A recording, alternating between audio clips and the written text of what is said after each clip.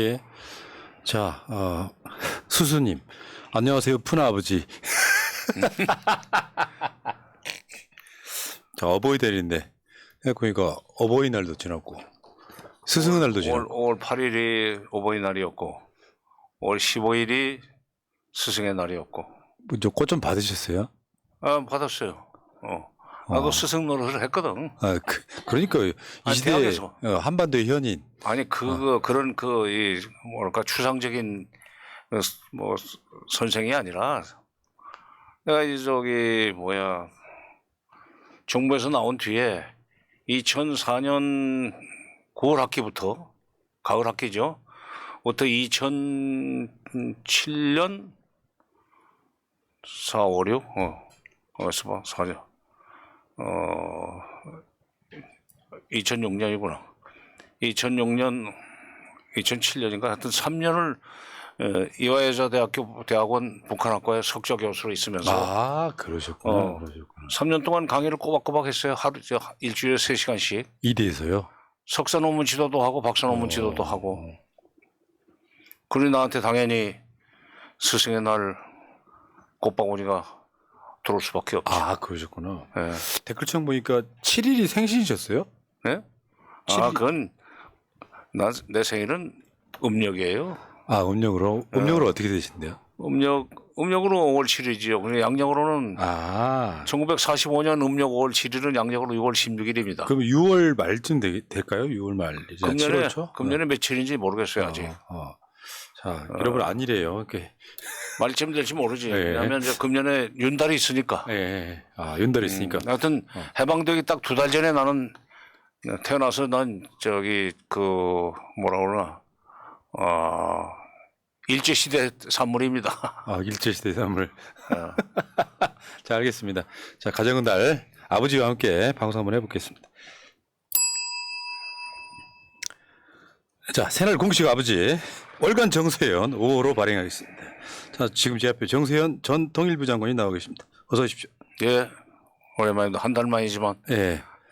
오래되는 것 같아요. 근데 시간이 참 안 가는 이유가 두 가지 있는데 장관님 보는 한 달이 너무 길고 또 윤석열 때문에 또 너무 길고 시간이 참 안 가네요. 좀 그런 측면이 있어요.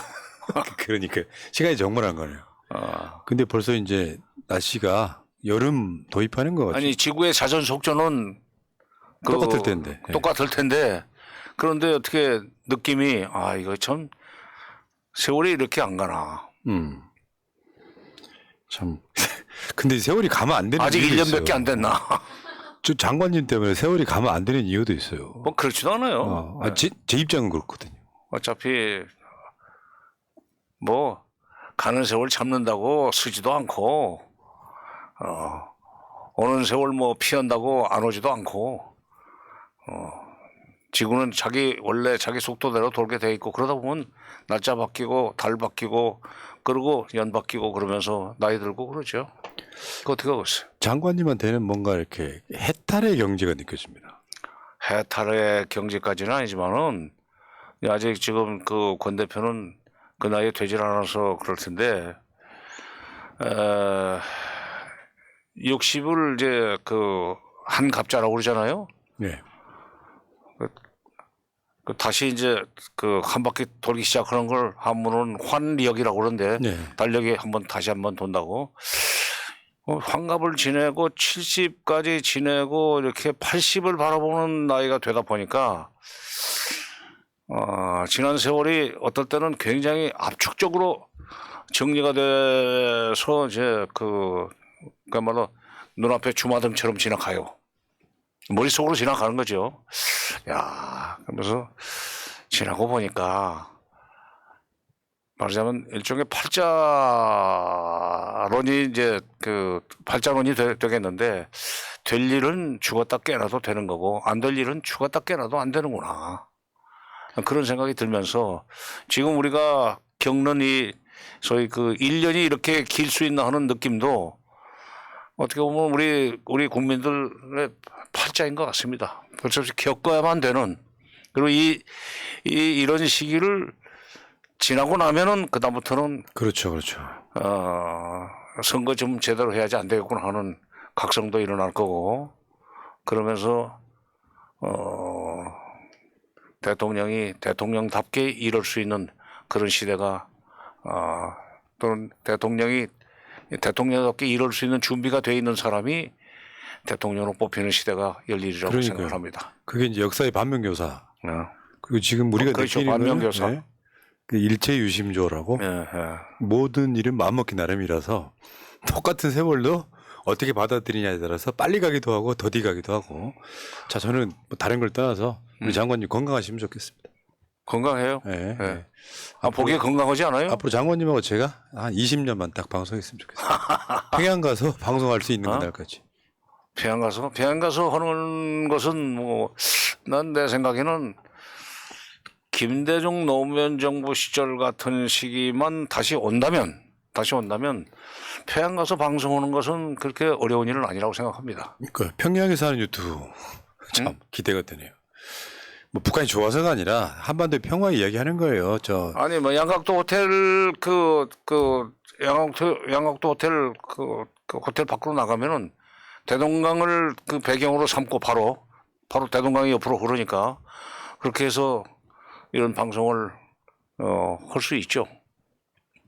그러니까 문재인 정부 때는 마치 금방 통일이 올 것 같은 느낌이었지만 그렇죠. 역사의 어떤 2017년 바람은 4.27 판문점 그 남북 정상회담 9.19 평양 남북 정상회담 그걸 보면서 더구나 그 회담 끝나고 나서 남쪽 대표단들을 전부 특별수행원까지 김정은 위원장이 직접 안내를 해서 백두산 천지까지 다녀오지 않았어요. 네. 그걸 보면서 곧 뭐 통일까지는 아니지만 그야말로 이런 방송을 뭐 백두산에 가서 하든지 아까 말한 대로 대동강을 배경으로 삼아서 양각도 호텔 마당에서 하든지 할 수 있다는 있지 않겠나는 생각도 난 솔직한 얘기로 해봤었습니다. 네.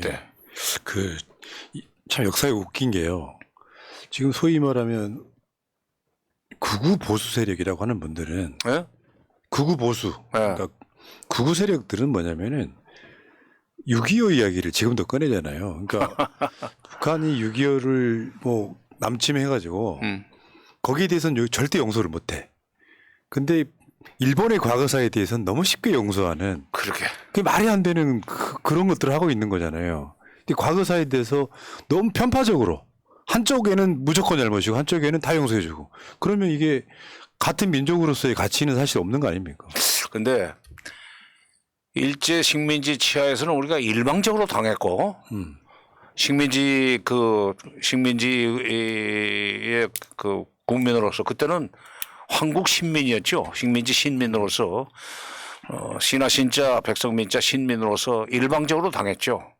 일본 순사들한테 일본 자관 군인들한테. 그런데 6.25 때는 물론 6.25 전쟁을 일으킨 것은 북한입니다. 남침을 먼저 시작했으니까. 그러나 우리가 이제 10월 1일 날 그 38선을 넘어서 반격을 한 뒤에 그 북한으로 밀고 올라간 적이 있고 그 이듬해 51년 1월 4일 날 일사 후퇴라는 걸 다시 또 겪으면서 전쟁은 결국 휴전으로 끝났지만은 그때는 솔직한 얘기로 북쪽에서 그런 일을 먼저 저질렀을 뿐이지 우리도 못지않게 북한에 대해서 참 해서는 안 될 짓을 좀 했어요. 그래서 그때 6.25 전쟁을 동족상잔이라고 그런 겁니다. 서로 잔인하게 막 쳐 죽이고 찔러 죽이고 밟아 죽이고 하는 그런 그게 있기 때문에 그걸 이제 그 플러스 마이너스 계산하면은 얼마나 어느 쪽이 더 상대적으로 나쁜 놈이 될지 그것은 계산을 안 해봤지만 6.25 때 있었던 일하고 일제 때 우리가 당했던 거하고는 장관님 갑자기 왜 목이 메이시나요?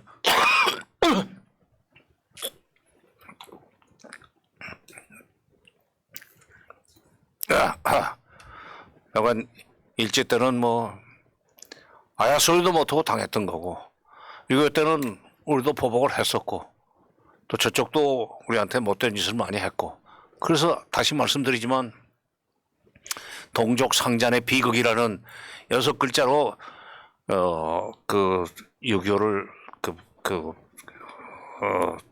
뭐라 그럴까 상징하지 않습니까? 예.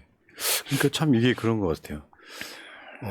북한은 절대 용서할 수 없고 일본은 그냥 쉽게 용서하고 그러게. 이게 계속 지금 말도 안 되는 것 같고요. 자, 알겠습니다. 오늘 본격적인 이야기 시작해 볼게요. 지금 일단 그 이야기 하나 드리고 싶어요. 전두환 신군부가 이제 5.18이 바로 코앞에 있는데 그 당시에도 북한 개입설 등 그러니까 본인들이 광주를 진압하기 위해서 북한군이 개입했다라고 하는 게 그 앞장섰다라고 하는 게 이번에 5.18 진상규명조사위원회에서 나왔거든요. 그러니까 어떻게 보면 분단된 이후에 소위 군부 독재 세력은 북한을 정말 처절하게 이용해 먹었던 것 같아요. 그렇죠. 예. 그 우리가 통일원에 다닐 때 우리 초창기에 북한은 만주벌판이라는 표현을 썼었어요. 기자실에서도 그런 식으로 얘기를 했습니다. 그러니까 70년대, 80년대 초에 모든 걸 북한 핑계 대면은 되는 거죠. 무슨 맞는 키 같은 거죠. 만주벌판. 만주벌 넓어서 뭘 그쪽에다 버려도 그리고 그쪽에서 가령 우리는 그런 짓 안 했다고 그 반발하고 나서도 저것도 거짓말 하는구만. 이런 식으로 갖다 몰아붙일 수 있으니까. 근데 그때 5.18 그 광주 민주 항쟁 때 신군부에서는 그걸 북한군이 뭐 그 남침을 해가지고 그 말하자면 잠입을 해서 뭐 그 우리 저 그 무슨 부대죠? 문재인 대통령 나온 특전사? 특전사 그 복장을 하고 그다음에 그 폭도 속에서 그들 표현대로 폭도 속에서 무슨 뭐 국군을 상대로 해서 뭐 총질을 하고 있다 하는 얘기를 신군부에서 했다는 거고 뭐 그 기록에 보니까 여기 자료 보내준데 그 얘기가 나왔더구만 참. 그 당시에 그러니까 그 대통령이 되기 전인 전두환 장군이 그 기무사 그 보안사 사령관 겸 국가정보원의 국가안전기획부의 무슨 뭐 그 부장 설인가도 하고 하여튼 네. 권력을 다지고 있을 텐데 언론사 사장들을 모아놓고 이 광주 민주화 항쟁이 북한에서 배후 조종한 사건이라는 식으로 설명을 했었다는 거 아니에요? 예. 근데 이제 그게 아니라는 것에 들통났고 내 기억에 지금부터 한 5, 6년 전으로 생각을 하는데 가물가물해요. 그 시기에 그 광주에 그 미국 대사관 미국 총영사관 있지 않습니까? 네.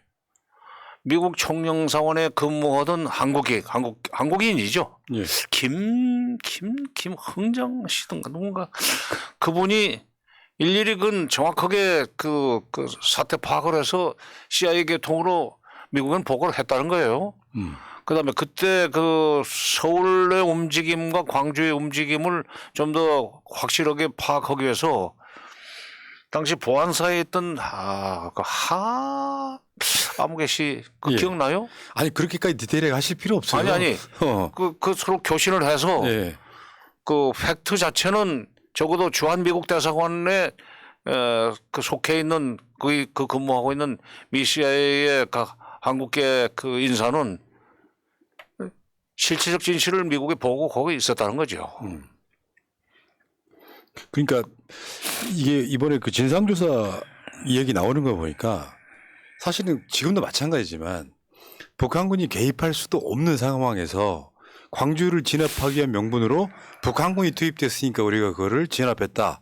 이런 방식으로 사람을 죽이는 데까지 북한을 끌어들여서 이런 사건들은 어떻게 보면 뭐 디테일하게 구체적인 이야기는 안 하겠습니다만 대한민국이 란 나라가 세워지고 지금까지 북한을 이용해서 벌어진 굉장히 많은 일들이 사실 있는 거 아니에요. 그래서 북한 핑계 대고 자고한 무슨 뭐 그 군사 정권이 집권하는 것을 정당화시킨 사례도 많고, 그다음에 그 광주 민주화 항쟁처럼 그것을 광주 사태라고 이름을 붙이면서 북한군이 말하자면 잠입을 해가지고 배후 조종을 했다는 식으로 하면서 광주 민주화 항쟁을 무자비하게 탄압한 것을 정당화시키는 그런 아주 지금 오늘 지금 권 대표가 꺼낸 얘기지만 그래서 우리가 그때 북한은 만주벌판이라는 표현을 썼던 겁니다. 우리 통일을 해서 뭐든지 그쪽에다 둘러대면은 그쪽에서 설사 사실은 이렇다는 식으로 반박을 해도 저것도 거짓말이다. 6.25 전쟁을 일으킨 놈들이니까 그 말을 믿을 수 없다는 식으로. 6.25 전쟁을 일으킨 건 분명해요. 그거 하나 가지고 모든 것을 설명하려고 그러는 시절이 네. 예, 보수 정권 시절에는 비일비재했었습니다. 근데 지금도 그렇다는 거예요. 예를 들어서 팩트는 정확히 모르죠. 정보를 쥐고 있는 사람들이. 그런데 이번에 그러니까 민주노총도 간첩 혐의로 전직 간부들 구속 기소했다고. 근데 지금 본인들은 아니라고 하고 있거든요. 글쎄요. 나 그 기사를 보면서 일종의 남조선 혁명 역량 강화라는 그 개념으로 설명할 수가 있습니다. 그건. 근데 북한이 남조선 혁명 역량 강화를 통해서 남조선을 해방시키려고 했던 것은 60년대 그 대남 전략이에요. 그러니까 첫째가 북한의 사회주의 기지 건설, 두 번째가 남조선의 혁명 역량 강화. 이게 이제 60년대 중반이 되면은 65년에 김일성이 인도네시아 방문을 해가지고 인도네시아의 그 사회과학원인 알리 하르함에서 했던 연설인데 거의 그 3대 혁명 역량 강화로는 두 번째가 이제 남조선 혁명 역량 강화고 세 번째가 국제 혁명 역량과의 연대 강화라는 겁니다. 그러니까 북한의 사회주의 건설을 먼저 해놓고 기지 건설을 해놓고 남한의 분란을 조성해가지고 반정부 세력을 키워서 그들이 정권을 엎으면은 그때 남북한이 소위 그 영공 평화 협상 방식으로 영공 그 평화 통일을 하면 된다. 그걸 평화 통일이라고 그랬고 그것을 눈 감아줄 수 있고 지원할 수 있는 국제적인 환경을 만든다는 것이 국제 혁명 역량과의 연대 강화입니다. 근데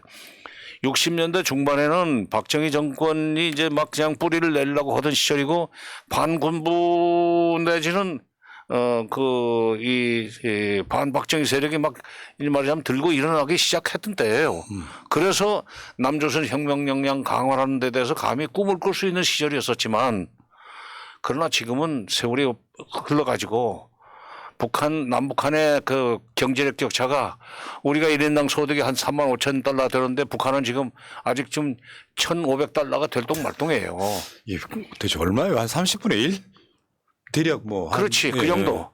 그 정도, 뭐 27, 8분의 1 정도 된다고 봐야 되나. 저번에 데이터 보니까 대한민국 국방비가 북한의 1년 예산보다 많아요. 그리고 한국 사회가 그 남조선 혁명 역량 강화를 할 수 있는 그 상황은 어떤 때가 가느냐 하면 막 경제 발전을 하면서 빈부격차가 생기기 시작하고 빈부격차, 도농격차가 생기기 시작할 때 소위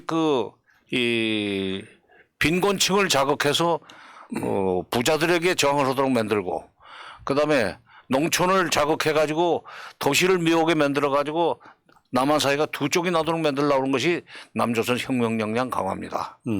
이제는 우리가 1인당 소득 10,000달러가 넘으면은 대체로 이제 중국에서는 그걸 소강사회라고 그러는데 그렇게 되면 되게 중진국에 들어선다는 거예요.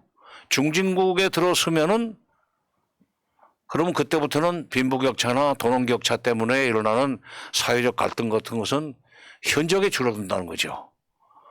지금 이 대명천지에 남한 사회가 지금 1인당 소득 3만 5천 달러가 되고 GDP 규모로 세계 10위였었는데 문재인 때 지금 금년에 13위로 떨어진다고는 이제 그 예측도 나오고 있지만 문재인 윤석열 정부에서는 이게 10위권의 경제대국 그리고 전 세계가 남한을 부러우고 소위 K-팝, K-컬처 한국을 부러워하는 시기에 여기서 무슨 빈민과 그 부자 사이의 갈등을 조성할 수 있으며 농촌과 도시 사이의 갈등을 조성해 가지고 남조선의 혁명 역량을 키워낼 수 있고 그것이 결국 영공 통일을 불러올 수 있도록 만든다. 그래서 남쪽에 지형을 내려 가지고 민주노총이 그런 소위 남조선 혁명 역량을 키워나가도록 만든다. 그런 꿈을 북한에서 아직도 꾸고 있다면 그 북한의 김정은이는 참 불행한 겁니다.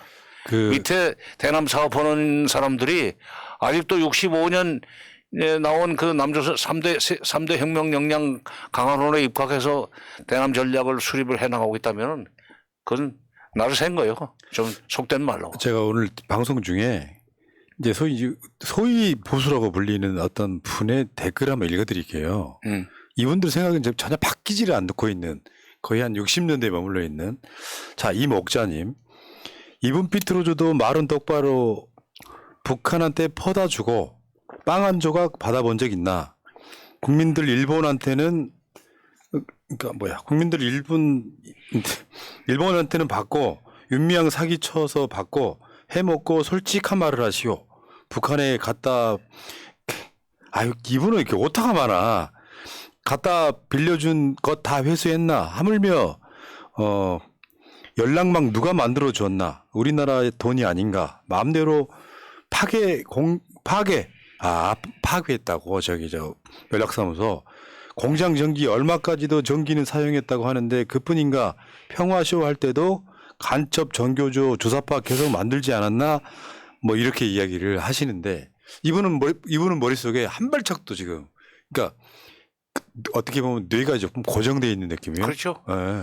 그러니까 아마 연세가 얼마나 됐는지 모르겠는데 그런 얘기 하는 걸로 봐서는 대체로 아마 60년대, 70년대의 북한이 지금도 평양에 있다고 생각하는 사람일 겁니다. 아마도 솔직한 얘기로. 저분은 장관님보다 더 고령이실 것 같아서. 뭐 고령님은 더더구나 그렇고. 근데 우리도 그 방공 교육을 받은 세대 아닙니까? 예. 나도 방공 교육을 받았고 중고등학교 때는 방공응변대에 나가서 상도 많이 받았던 사람이고 그때는 그 때려잡자 김일성 잊지 말자 6.25 때려잡자 김일성 그걸로 상을 받았던 사람이지만 77년에 통일을 들어가서 계속 북한을 그 분석하고 연구하는 과정에서 이제 그걸 직업으로 삼게 되면서부터는 60년대 북한 이게 6.25 전쟁을 일으켰던 시절에 50년 전쟁을 일으켰던 북한 이미 70년대 없어졌어요. 70년대 북한 남한한테 뒤지기 시작하긴 북한은 그 80년대 벌써 사라졌습니다. 그러니까 70년대 북한이 지금 평양에 남아있을 리가 없고 80년대 북한도 평양에서 사라진 지 오래됐고 그다음에 90년대부터는 마이너스 성장을 했어요, 북한이. 그러면서 이제 우리로부터 이 지원을 받을 수밖에 없는 처지로 빠져들죠. 90년대 중반에 김영삼 정부 때 보수 정권 때 쌀 줬습니다. 15만 톤. 처음에 100만 톤 주겠다고 큰 소리 쳤다가 동남아 쌀을 사서 주기로 하면 100만 톤 사줄 수 있으나 우리 쌀을 사줘야 된다는 영남 지역의 농민들의 이 반대로 우리 쌀을 사주면서 쌀값이 7배나 비싼 우리 쌀을 사주는 바람에 15만 톤밖에 못 줬지만 그때 그 15만 톤 줄 때는 인도주의 차원에서 준 거지 무슨 빵 한 조각이라도 받으려고 준 게 아닙니다. 그 퍼주기 예. 그러는데 김대중 노무현 정부 때 대북 지원 많이 했죠. 쌀도 주고 쌀 40만 톤, 50만 톤씩 주고 비료도 20만 톤, 30만 톤 줬지만은 그거는 정말 인도주의 차원에서 준 거기 때문에 빵 한 조각을 달라 무슨 떡이라도 좀 해서 보내라 그 떡으로 그런 조건 하나도 없었습니다. 또 댓글창이요. 또 그런 분은 또 다른 분 하나 나타나셨는데 정린님 문재인이 5년 동안 퍼주었으면 됐지. 뭘 더 퍼줘야 하나. 미친 짓 그만해야지. 근데 이건 아마 미친이란 단어 때문에 여러분들 창에는 안 보이실 거예요. 그러니까 이게 사실 북한 경수로 때문에 제일 많이 금액으로 퍼준 건 김영삼 정부 때인 걸로 저는 알고 있고. 근데 예를 들어서 퍼줬다는 표현이 지금 우리도 일본한테 퍼주잖아요. 근데 예를 들어 북한한테 뭔가 인도적 지원을 하고 얻을 수 있는 평화가 더 크다면 퍼줬다기보다는 우리가 더 이득 아닙니까? 그럼 네. 그리고 그 평화라는 단어를 한번 한자를 좀 새겨 봅시다. 원래 그 평화라는 말의 순서는 일본식이에요. 중국어는 화평입니다. 화평인데 그 화자가 벼 화자 옆에 입구자 아니에요? 벼가 입속에 들어가는 게 골고루가 되면은 그거는 관계는 평화로운 관계가 된다는 그런 말하자면 인생사의 진리를 표현하고 있는데 문재인 정부 때 퍼졌다고 그러는데 문재인 정부 때 뭘 퍼줬어요? 문재인 정부 때 2018년에 남북 정상회담 4월 달에 한 번 했고, 그 다음에 9월 달에 평양에서 정상회담 했고, 그 합의는 두 정상이 만나가지고 판문점과 4월 달에 판문점에서 합의한 거, 9월 달에 평양에서 두 정상이 합의한 거, 사실 실제로 이행을 했으면 돈이 상당히 제법 들어가는 사업들 뿐이었었어요. 철도 연결, 현대화 등등. 근데 그해 11월 20일부터 미국이 남북 한미 간에 한미 워킹 그룹이라는 걸 만들어 가지고 남북 간의 합의사항, 정상 간의 합의사항을 사사건건 통제를 하면서 한 발짝도 못 나갔습니다. 뭘 퍼줘요? 뭘 알고 얘기를 해야지. 그러니까 이게 이제 사실과 다른 팩트로 막 선동을 해가지고. 그러니까 그 판문점에서 그날 만찬을 했는데 그날 만찬할 때 먹은 냉면도 김정은이가 평양에서 가져온 거예요. 나도 그 냉면 먹었습니다만은 그게 평양서 냉면을 가져왔다고 그러면서 멀리서 평양서까지 멀리 가져왔다고 얘기를 하다가 멀다고 말하면 안 돼갖구나 하는 그랬네. 그런 소위 애드립까지 해가면서 그날 냉면을 가져와서 우리가 먹었고, 근데 그런 유치원 얘기가 아니라 하여튼 4.27 판문점 선에서 합의한 내용, 9.19 평양선에서 합의한 내용, 미국의 통제와 견제로 한 발짝도 나가지 못하고 아무것도 못 주고, 심지어 2019년 1월 달에 북한에 독감이 유행한다고 하자 이쪽에서 타미플루라는 독감약을 보내려고 할 때 주한미군 사령부가 개성으로 넘어가는 철조망에 통문을 열어주지 않아서 못 갖다 줬습니다. 그 약도. 쌀은 톨도 못 보냈어요. 무슨 퍼줘요, 퍼주기는. 그러니까 사실과 다른 팩트로 계속 이미지만 나쁘게 선동을 하는데 저런 분들은 꼭 이제 정말 극악한 짓을 했던 일제에 대해서는 또 너그럽다는 거. 이게 아마 세력이 북한을 이용해서 정권을 유지하기 위해서 써먹는 그 수법이 지금까지 통하고 있는 거고, 그게 박정희 때 통했고 전두환 때 통했고 노태우 때 통했고 계속 지금까지 통하고 있는 거죠.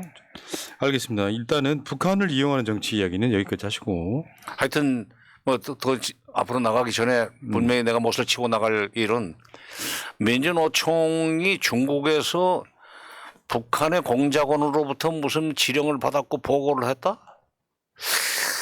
남조선 혁명 역량 강화를 시키라는 지령을 받았다. 말하자면 민중의 폭동을 유발하라. 그다음에 노동자와 자본가 사이의 관계를 이 불편하게 만들고, 그렇게 해서 노동자들이 단결하게 만들고, 그것을 주변으로 퍼뜨려서 폭동이 일어나도록 만들어라. 그거 북쪽에서 그런 지령을 내리고 있다면 북한의 통전부는 만약 그게 실체가 김정은한테 보고가 된다면, 내가 김정은이라면 통전부 없애버립니다. 지금이 어느 때인데 그따위 짓을 하고 있는가. 그거는 김일성 그쪽에서는 원수님이니까 김일성 원수님께서 65년도에 인도네시아에 가셔가지고 소위 알리아하르아메라는 인도 사회공원에서 연설하실 때 3대 혁명 역량 강화론을 말씀하셨던 그 연장선상에서 나온 얘기인데, 야, 지금 60년 전 얘기를 지금 하고 있단 말이야? 웃긴 게요. 이게 검찰이, 공안부가 이제 윤석열 정권에 뭘 맞추기 위해서 노조 탄압 플러스 간첩 플러스 민주당 이런 식으로 계속 돌잖아요. 그러니까 그 하나 더 이제 우리가 좀 알아야 될 팩트입니다. 2000년 6.15 정상회담 때 6월 14일 날이죠.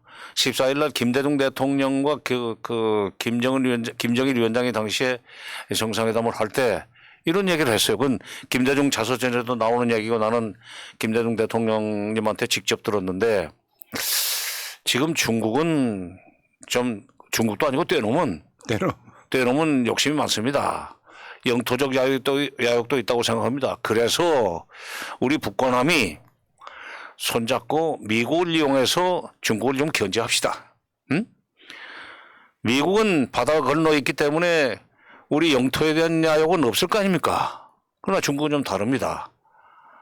그래서 미국을 이용합시다. 그럴 때 이제 DJ가 무릎을 친 거예요. 그래서 나중에 정상회담도 성사시키려고 애를 많이 썼고, 실제로 북한에서도 대표가 가고 또 미국에서도 2000년 10월 달에 국무장관이 평양을 가고 그랬었는데, 그때 그런 식으로 미국을 이용합시다 얘기를 하니까 당시 배석했던 황원탁 외교안보 수석이 김대중 대통령의 허락을 받고 질문을 했어요.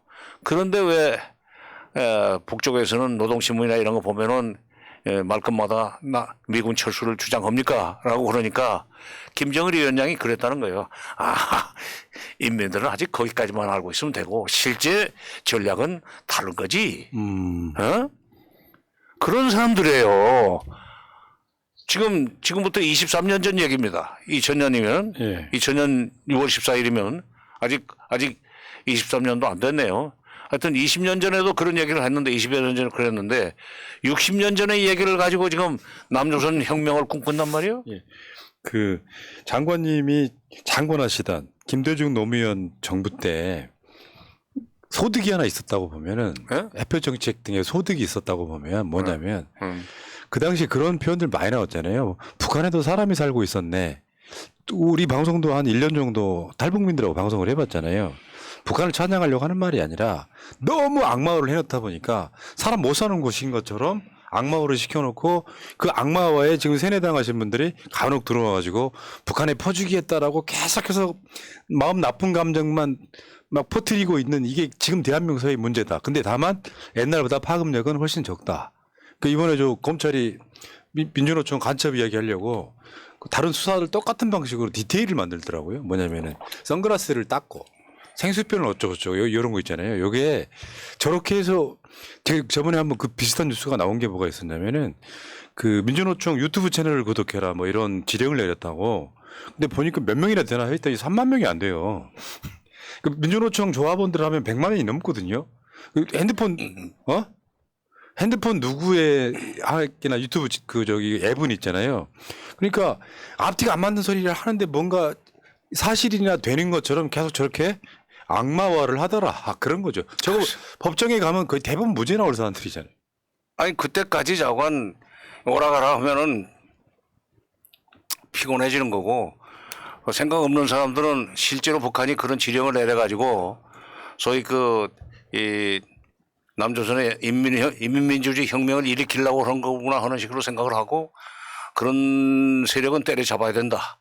그러기 위해서는 지금 검찰 정권에 힘을 실어줘야 된다 하는 얘기를 할 수 있게 되죠. 그러니까 그걸 노리는 거 아니에요 지금? 윤석열 씨가 아무리 이제 보수 쪽의 대통령이라고 해도 북한과의 관계는 조금 더 문재인 정부를 이어받았다면 지금 지지율이 이렇게 나오지는 않을 거라고 저는 봅니다. 자, 알겠습니다. 이 이야기는 여기까지 하시고.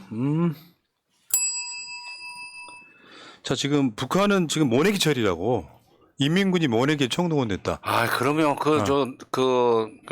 난 매일 그 북한 그 관련 소식을 지금 요점 정리해서 보내주는 데가 있는데 SPN이라고 서울평양뉴스.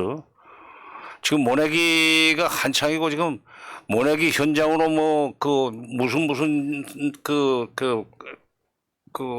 공장에 또는 무슨 부대 군인들이 모내기 지원으로 나갔다. 그다음에 대학 졸업생들이 지금 농촌 현장으로 창원에서 80명이 갔다, 뭐 100명이 갔다. 그럼 난리도 아닙니다. 지금. 그야말로 총력전을 펴고 있어요. 근데 그럴 수밖에 없는 것이 지금 북한 농업에 있어서 문제점 뭐냐면 비료가 부족하고 농약이 부족하다는 이야기입니다. 농약이 부족하기 때문에 우리 같으면 뭐 심어놓고 농약 한번 쫙 뿌리면 잡초가 안 나잖아요. 예.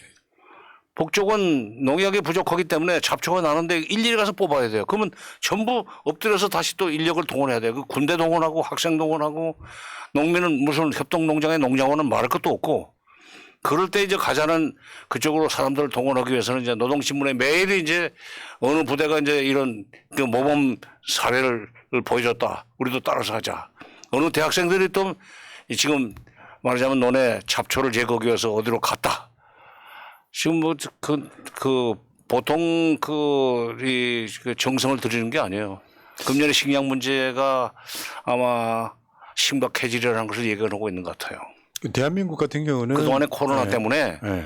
코로나 때문에 3년 동안 문을 걸어 잠그고 있다 보니까 뭐 팬데믹을 뭐 북한이라고 비켜가 합니까? 네. 중국이나 러시아에서도 아무것도 못 들어왔기 때문에 지금부터 다시 국경을 열어도 그동안에 3년 동안 아무것도 못 들어왔던 것이 결국 금년 농사에서 터지는 거예요.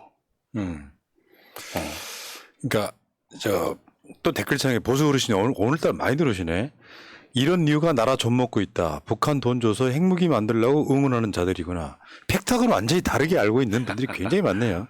퍼준 게 없다니까 이 양반아. 자, 문제는 지금 퍼주기 없다가 아니라 요즘 그 양반 전혀 소식을 모르는 거야. 북한이 요즘 북한 관련 뉴스를 보면은 SPN이라는 게 서울평양 뉴스를 보면은 북한의 해커 조직들이 하여튼 사방에 이 외국에 밀고 들어가 가지고 말하자면 돈을 빼간대요, 그렇게. 그것이 달러를 달러겠지. 그래가지고 그것을 핵과 미사일 개발하는 데 쓰고 있다고 그것도 외국의 보수 언론 매체들이 보도하는 겁니다. 남쪽에서 뭘 줘가지고 쌀도 준 적 없고 비료도 준 적 없고 쌀과 비료를 가지고 어떻게 핵을 만들고 미사일을 만듭니까? 그러니까요. 문제는 대한민국은 어제도 이재명 대표 안성인 어디 가서 모내기 하는 거 이렇게 이양기 운전하는 거 보았는데 요즘에는 누가 모내기 그렇게 안 하잖아요. 아주 선수답 아니면 너네 가면 이양기 싹 들어가서 싹 해버리잖아요. 그렇죠. 그리고 북한 같은 경우는 모내기 총동의가 될 만큼 식량난에 대한 고민이 좀 크고 그래서 북한 자체가 지금 전투 태세가 아니라 모내기 태세. 거기도 이양기 비슷한 건 있기는 있습니다. 네. 이양기 비슷한 거 있고 있는데 근데 그게 절대적으로 부족해 가지고 역시 전부 사람들이 가서 엎어져서 꽂아야 돼요, 손가락으로. 그러니까 인력이 필요한 거예요. 장비가 부족하기 때문에 사람 손으로 다 해야 돼요. 근데 지금 최근에 북한이 이제 미사일 도발을 안 하는 이유가 대부분 모내기 동원됐다 이런 식의 이제 보도가 많이 나오고 있고. 근데 지금 히로시마에서 한미일 정상회담, G7에 가서 초청받아서 한미일 정상회담이 끝나고 나면 윤석열이 워싱턴 선언을 했듯이 북한 핵이 쏴지면 미국이 보복해 줄게. 그 각서나 받아온 거잖아요. 성과가. 이게 이제 뭐 역대로 한국과 미국이 가장 지금 밀접해 있다라고 지금 이제 이 정권 차원에서 이제 홍보를 하고 있는데 문제는 결국 한미일 정상회담도 북핵 미사일에 대한 공조 얘기가 나올 거잖아요. 그럼 당연히 그것이 지금 이 어젠다가 될 수밖에 없어요. 그리고 할 줄 아는 게 그거밖에 없고 그런데 지금 북한 동향을 보면은 한쪽에 이제 모내기 때문에 모든 인력을 뭐 군인이고 학생들이고 거기 동원을 하고 있기 때문에 난데없이 지금 핵실험을 하거나 미사일 쏘기는 지금 쉽지 않은 상황이죠. 말하자면 북한 국민들, 인민들 정서에 맞지 않는 짓이에요. 난데없이 지금 그렇죠. 농사 한참 바쁠 때 그런 짓 하면은 손가락질하죠. 손가락질하죠. 네가 그러니까 그러고 있을 때냐. 북한도 그 정도는 알아요. 그런데 어제죠. 어제가 17일입니까? 오늘이 17일입니까?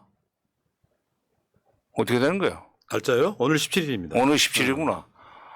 오늘 김정일 위원장이 소위 지구위성 발사 준비 상황을 점검을 하러 갔어요. 한 달 전에, 그러니까 지난 4월 18일 날, 약 한 달 전인 4월 18일 날, 지구위성 발사 준비하는 팀들 가서 격려를 했는데, 오늘 가서 이제 그 준비가 끝난 것을 점검하고 격려를 하고 돌아왔대요. 이렇게 되면은, 근데 또 하나 좀 특이한 것은, 지난 4월 18일 날도 지구위성 발사하는 준비하는 현장에, 작업장에 딸을 데리고 왔었는데, 오늘도 데리고 간 모양이 돼. 10살짜리인가 11살짜리를. 그거 보면 확실히 이제 후계자라고 봐야 되는데, 하여간 모든 준비가 완료됐다는 걸 보고받고, 곧 이제 발사를 지시할 것 같은 그런 느낌이 듭니다. 그 기사를 보니까. 그렇게 되면은 지금, 히로시마 G7 회의가 2021입니까? 어떻게 됩니까? 19에서 21일. 19일에서 20일? 윤석열 대통령이 19일부터 20일까지 이제 히로시마 가죠. 한미일 정상회담 날짜가 언제가 될지 모르겠는데, 자원 그 오간에 지구위성 발사는 할 것 같아요. 근데 지구위성은 말이 지구위성이지 사실 그게 대륙간 탄도탄하고 똑같은 그렇죠. 거예요. 높이 쏘고 그렇지. 멀리 쏘고 있잖아요.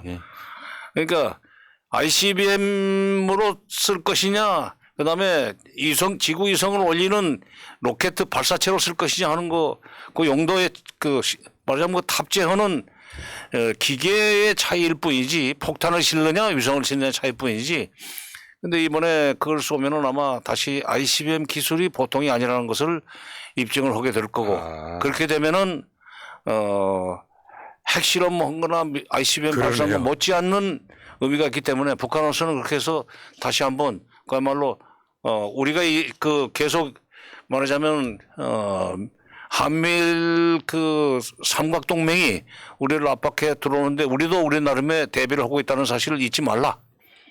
상기시키는 일을 하리라고 나는 봅니다. 그러니까 북핵 미사일 등에 대해서 한미일이 북한을 때리는 성명 같은 걸 내면 북한 입장에서 조용히 있을 수가 없으니까 맞받아쳐야 돼서 모내기 처리 대충 이제 마무리되는 상황에서 북한이 이제 또 미사일 같은 걸 쏘게 되면 아까 근데 말씀하신 것처럼 이제 위성을 쏘는 방식으로 해서 지금 북한은 핵 폭발은 어느 정도 기술력이 완성됐다고 그렇죠. 보고 6번이나 이제 했으니까. 멀리 쏘는 것만 지금 알겠습니다. 근데 지금 7월 달에 전승절 있잖아요. 그러니까 7월 27일. 그러니까 우리는 이제 휴전협정 조인 헌날로 기억을 하고 있는데 북한에서는 그날을 어떤 식으로 이름을 붙였냐면 조국 해방전쟁 승리 기념일입니다. 조국 해방전쟁. 근데 6.25 전쟁을 그들은 조국 해방전쟁이라고 그래요. 근데 그리고 이겼다고 생각하는 거예요? 그리고 이겼다고 우기지. 그러니까 잘 비긴 거 아니에요? 휴전이라고 하는 게? 비겼지만은 자관 38선을 이렇게 만들었잖아. 그래서 남쪽으로 더 내려오지 않았어요. 미국과 서쪽으로. 싸워서 이겼다고 생각하는 거죠? 미국과 싸워가지고 그 정도 했으면 북한으로서 이겼다고 주장할 수 있죠. 그래서 그 전승절 즈음에 이제 언론에 이제 추정인데 지금 북한 열병식이 준비되고 있는 동향이 있더라. 위성 사진으로 보니까. 근데 7월 전승절에 또 무력 과시 나섰냐고 사실 언론 태도도 문제 있는 게 7월 27일 날 무력 과시는 아니고 열병식을 하면서 그날 무슨 좀 더 이제 위력적인 북한식 용어로 위력적인 미사일을 들고 나올 수는 있죠. 선을 보여주는 것이죠. 실제로 쏘는 것은 별도의 문제고. 근데 북한에서 열병식 준비는 뭐로 그렇게 오래전부터 하는지 모르겠어요. 지금 인력도 딸려가지고 모내기에도 좀 군 장병들 동원해야 되고 그러는데 하긴 한 3만 정도가 하는 거니까 한 100만이 넘는 110만이 되는 군대 중에서 3만 정도 빼내는 건 일도 아니지만 그러나 조국 해방전쟁 그들 문자로 조국 해방전쟁 승리 기념일에 그 이름을 붙일 만한 게 자 북한하고 중국 두 나라만 싸웠어요. 우리는 한국을 포함해서 참전 16국이라고 하잖아요. 그러네 진짜. 2대 17로 싸워가지고 2대 그 정도 했으면 17 북한은 승리했다고 보는 거예요. 사실상 이겼다라고 생각하는 거예요. 그다음에 38선 반듯한 것을 중요한 소위 서울 가까이 내려갈 수 있는 서쪽은 내려가고 동쪽은 강원도 쪽은 북한이 남한한테 내줬지만은 그렇게 해서 보다 서울에 가까운 쪽으로 비무장지대를 설정할 수 있게 됐다면 북한으로서는 더구나 2대 17로 해가지고 그 정도 성과 냈으면 조국 해방전쟁 승리라고 얘기를 할 수 있죠. 전승절이라는 게 전쟁에서 이겼다 이런 뜻이겠죠? 그렇죠. 그러니까 이제 이게 지금 한미일 정상회담에 북한을 맹 비난하는 이제 서로 간의 합의문 같은 게 나오면 북한이 가만히 있지는 않을 거고. 그러니까 계속해서 제가 이거 항상 방송을 10년 동안 했던 이야기인데 적대적 공생 관계를 유지하면서 자기 나라에서 존재감만 과시하는데 결국 평화가 깨져버리는 그 상태에서 한반도 자체 특히나 대한민국 같은 경우는 지금 이 소위 윤석열 리스크라고 하는 것 때문에 경제는 상당히 망가지고 있는 이 과정을 계속 가겠네요. 그러니까 좋은 화두를 지금 제기하셨는데 북한은 사실 전쟁이 나든지 총소리가 나도 경제적으로 입을 타격이 별로 크지 않습니다. 그러니까요. 어차피 지금 관함백이니까. 그런데 우리는 우선 총소리만 들려도 NLL 선상 지금 5월에서 6월까지가 꽃게철인데 꽃게철에 지금 사고가 날 가능성이 많아요. 북한은 어민들이 그 연평도 부근에서 꽃게를 서해 NLL 부근에서 꽃게를 잡는 것이 아니라 해군이 직접 그 어로 작업을 합니다. 그 건져 가지고 팔아서 돈을 만들어서 저희들 뭐 그 필요한 물자를 사든지 아니면 저건 중국에다 팔아요. 중국 어부들도 들어와서 그 잡아가니까. 그러니까 한국도 조심하고 북한도 조심하는 뭐라 그럴까 그 중간 지역에 그 중국 어선들이 가끔 들어오잖아요. 그거 이제 우리가 쫓아내기도 하고 그러는데 어쨌건 5.25 달에는 NLL 선상에서 꽃게잡이 때문에 그 남북 어선 간의 충돌이 일어날 수 있고 그런데 북한 어선은 그게 민간 어선이 아니라 바로 해군들이 그냥 옷만 갈아입고 그 꽃게잡이를 한다고 생각하면 돼요. 이것 때문에 가령 총소리가 나면 바로 우리 증권시장은 춤추기 시작하는 거 아닙니까? 그 코리아 디스카운트, 코리아 리스크라는 게 그래서 나오는 거죠. 지금도 그렇습니다. 지금 글쎄, 일본 증시가 화랑이랍니다. 우리나라는 남북 간에 이 햇볕 정책을 통해서 이제 그 남북 교류 협력이 그대로 유지가 되는 동안에는 경제도 그냥 안정적으로 발전할 수 있지만은 네. 남북 간에 긴장이 조성돼 가지고 총소리가 나거나 이렇게 되면은 바로 그게 증권 시장에 영향을 주고 투자가 빠져나가고 수출이 줄어들고 지금 윤석열 정권의 반중국 때문에 반도체부터가 안 팔리기 시작했고 지금 올해 하한가가요 주식시장에서 역대 최고치를 이미 찍었고요. 하한가 횟수가 일본은 지금 덕분에 그 외국 투자자 자금이 사실상 일본으로 넘어가는 측면이 있거든요. 그러니까 이게 지금 뭐 아까 댓글창에 오시는 분들은 아무 생각 없이 북한 퍼주기라고 얘기하는데 사실보다 다를 뿐더러 실제로 이 정권이 이렇게 하고 있으면 경제만 망가지고 있는데 지금 일본도 미국도 중국과 완전히 끊지 않고 있거든요. 그럼 경제적으로는. 그럼요. 근데 지금 좀 어설픈 무슨 천둥벌거숭이가 막 나서가지고 그러니까 중국에 반대하는 메시지만 내기 시작해서 아니 중국 때리고 러시아 때리고 그러는데 지금 그 젤렌스키 부인이 지금 청와대까지 우리 대통령실까지 들어왔습니다. 그거 가지고 뭐 지원해달라는 얘기까지 하던데 그 사진까지 공개가 되고 이렇게 되면은 러시아 가만히 있겠어요? 미국이 그런 식으로 우크라이나를 지원해주라고 그러니까 젤렌스키 대통령 부인까지도 지금 대통령실까지 끌어들인 것 같은데 이런 짓을 하는 동안에 우리 경제가 받을 타격이 얼마나 큰지 답답하네. 미국한테는 좋아요. 미국한테는 충성이 되겠지만 우리 국민들한테는 대단한 지금 그 피해를 입히는 일입니다. 지금 역대급 무역 적자가 계속되고 있지 않습니까? 이거 진짜. 이 대통령이 하는 대외적인 외교적인 행사가 나한테는 나한테 무슨 상관인데 하는 그런 프레임으로 항상 따져봐야 돼요. 지금 남북 관계가 불안정해지면은 우리 경제가 주저앉기가 쉽고 증권시장 춤추고 그렇게 되면은 먹을 거 줄어들고 일자리 줄어들고. 그 여러분들 댓글창에 안 보이시겠지만 욕설 때문에 저스트 핸섬이라고 하는 분 정치 초보 너무 잘하는데 그 누구보다 개자식들아 이 개자식들아라는 표현 때문에 지금 채팅창에 안 보이실 거예요. 우리한테만 보여요. 이런 분들이 대한민국에 일부 있는 거예요. 그렇죠. 그러니까 사람이라는 게 그런 거거든요. 다수가 못한다고 하는 건 사실 잘하건 못하고를 떠나서 못하는 거예요. 그게 그렇죠. 표준인 거죠. 그렇지. 근데 소수들이 남아가지고 윤석열 잘하는 거라고 생각하면 이게 극우거든요. 우리만 오라 이렇게. 자, 센서님 감사드립니다. 평균이 얼마냐는 질문들을 되게 하잖아요. 평균적으로 지금 잘 못한다고 하는 것이 많으면, 가령 지금 잘못하고 있다가 60%면은 그 60점입니다. 60점이면 우등생은 못 되는 거예요. 그러니까 저런 분들이 계속해서 지금 윤석열이 잘하고 있는 게 노조 탄압하고 북한 간첩 조작하고 뭐 요거 있잖아요. 그거를 잘한다고 생각하는 거예요. 문제는 저런 분들이 제일 찢어지게 가난하다는 거. 북한 핑계 대는 건 진짜 그러니까요. 시대착오적인 그 얘기고 그런 프레임으로 소위 그 진보 진영을 탄압할 수 있다고 생각한다면 아마 북한이 웃을 거예요. 야, 그러니까요. 야, 우리는 진짜 그런 생각 안 하고 있는데, 야, 남조선에서 아직도 3대 혁명 역량 강화 이론 중에 남조선 혁명 역량 강화가 가능하다고 보는 사람들이 있구만. 그러니까요. 어? 60년대에 머물러 있는 거예요. 대가리들이. 이야. 한국이 다시 한번 말씀드려요. 한국의 국방력이 북한 1년 예산보다 훨씬 많습니다. 여기서 우리가 두려울 게 뭐 있어. 진짜 중요한 목표는 한반도의 평화를 가져오는 거지. 미국한테 이익 가는 짓을 계속하고 있으면서 경제는 망가지고 있는데. 저스트 헨서님 정신 차리세요. 자, 다른 이야기로 한번 넘어가 볼게요. 지금 항저우 아시안게임이 있는데 북한이 단장을 파견했다고 하더라고.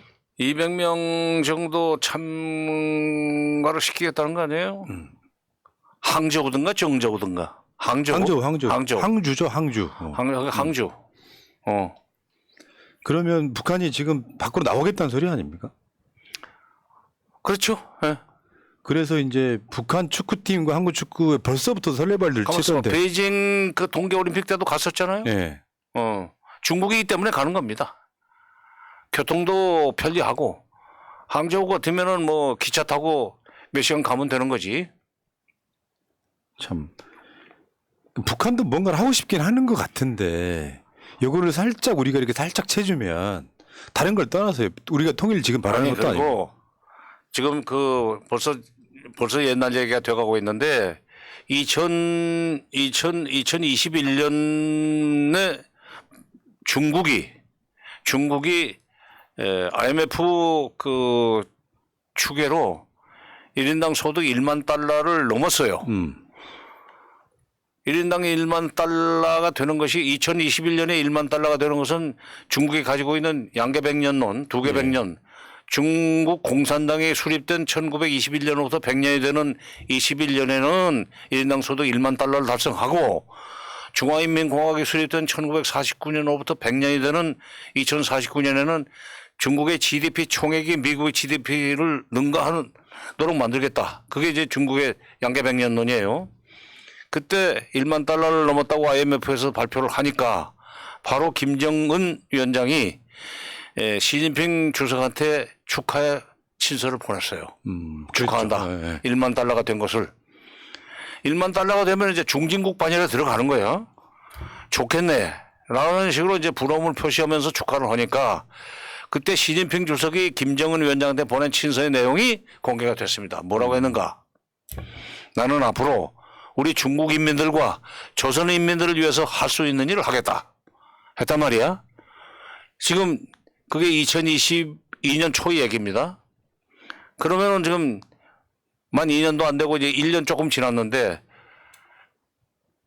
이제 그 코로나 그 팬데믹도 끝나서 국경도 열고 그래도 기차를 타고 중국 선수들이 압록강을 건너가지고 단동으로 온 뒤부터는 그때부터는 고속철이에요. 거기서부터 중국은 고속철입니다. 불과 몇 시간 사이에 항저우 갈 거예요. 그건 아마 그 선수들을 우선 첫째 체류하는 동안의 경비 같은 것은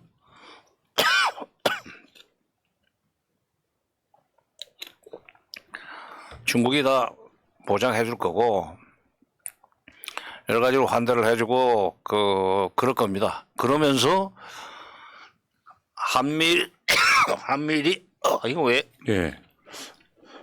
지금 환절기라서 그렇습니다. 한미리 이게 삼각동맹으로 북해 핑계대고 막 그냥 스크램 짜고 중국을 압박해 들어오는 그 과정에서 도리 없이 중국과 북한, 러시아는 한편이 될 수밖에 없어요. 그 북중러를 거의 동맹 수준으로까지 지금 밀어붙이는 한미일의 그 행동에 대응하기 위해서 중국으로서는 북한을 환영할 수밖에 없고 그걸 예상하기 때문에 북한은 이번에 항저우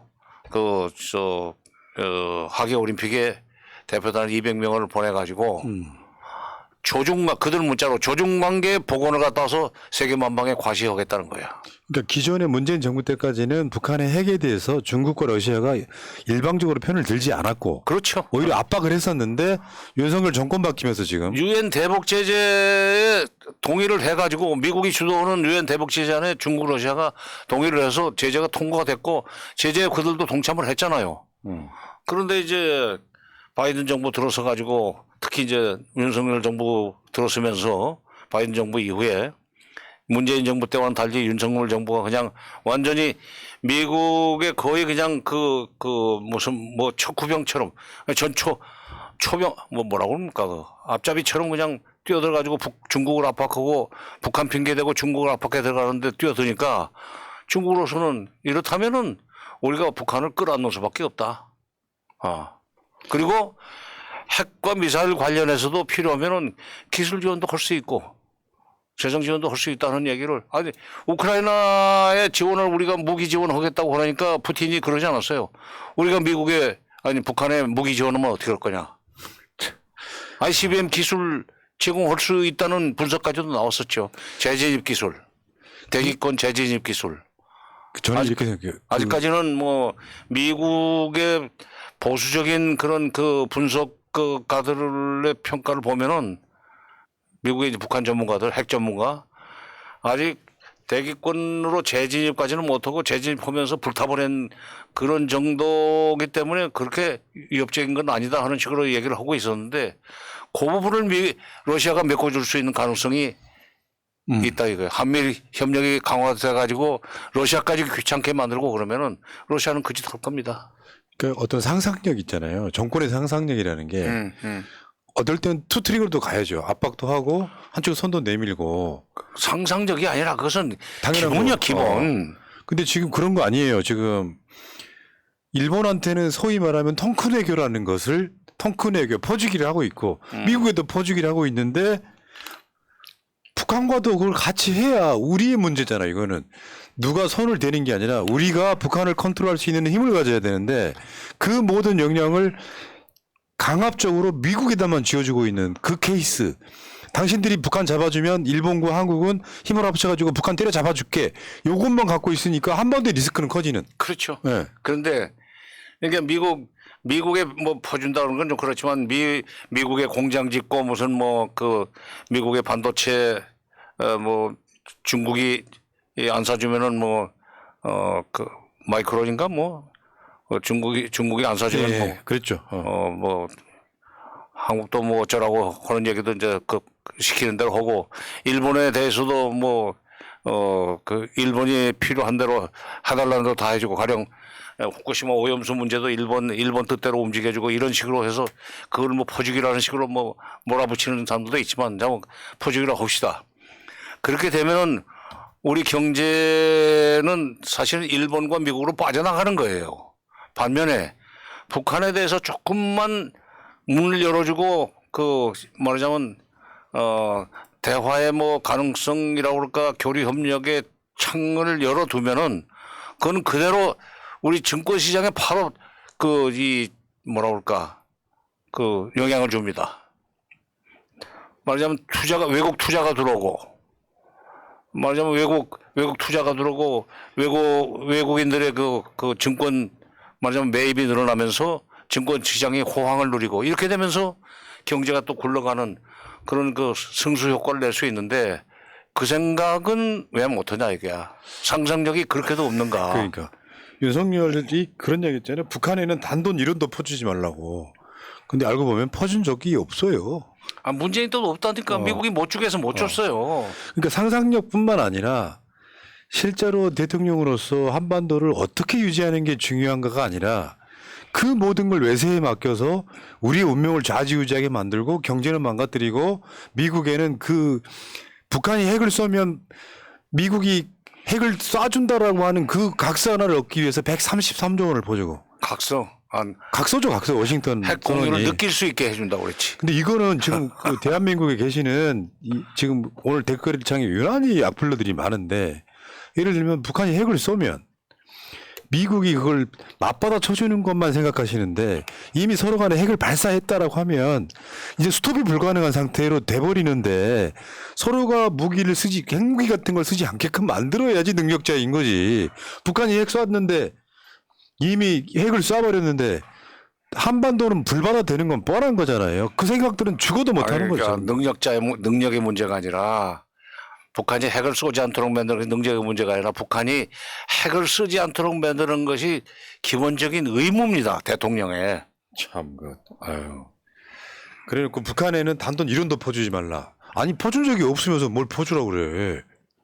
문재인 정부 때도 퍼준 게 없다니까요. 뭐 없어요, 없어. 문재인 정부 때 퍼준 게 뭔지 말하라면 말 못해요. 뭐 해줬는데?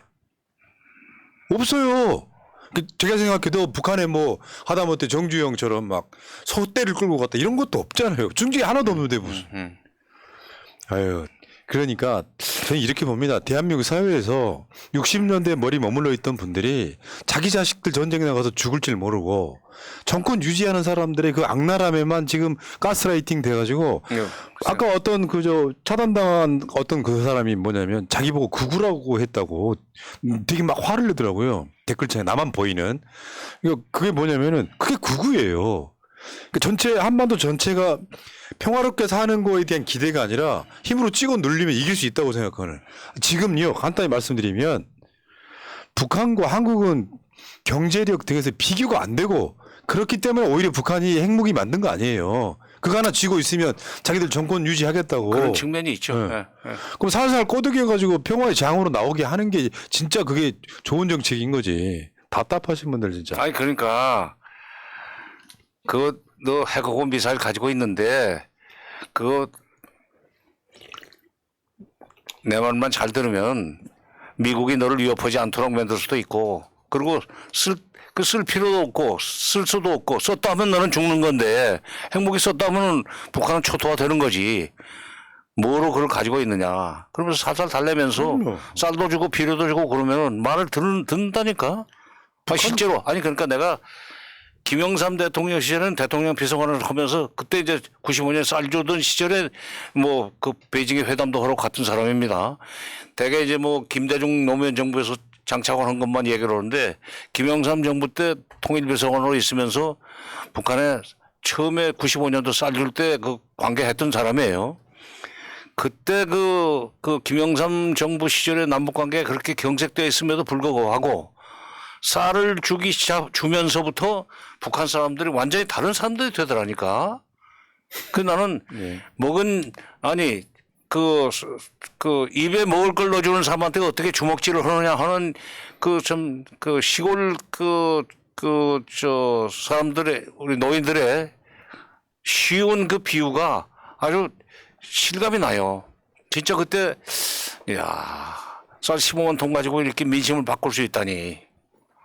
그 이후에 이제 김대중 정부 들어서서 쌀도 주고 비료도 주고 노무현 정부 때도 그런 일을 하고 또 금강산 관광도 열리고 개성공단도 개발하고 그랬는데 그러면서 이제 평양을 자주 왔다 갔다 하고 개성도 가고 뭐 금강산도 다니면서 북한 사람을 쉽게 자주 많이 만났는데